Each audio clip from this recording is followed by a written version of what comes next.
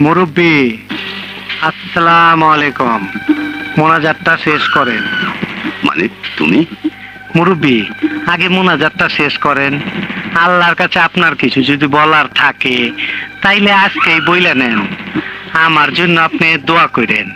আমি অনেক পাপ করছি, এখনই একটা পাপ করুম, এইটার জন্য একটু ভালো করে দোয়া করেন। আল্লাহর কসম, এটা আপনার আখিরি মোনাজাত। নেন মুরব্বী। এই তার আমিন ধর। আল্লাহুম্মা আমিন। আল্লাহ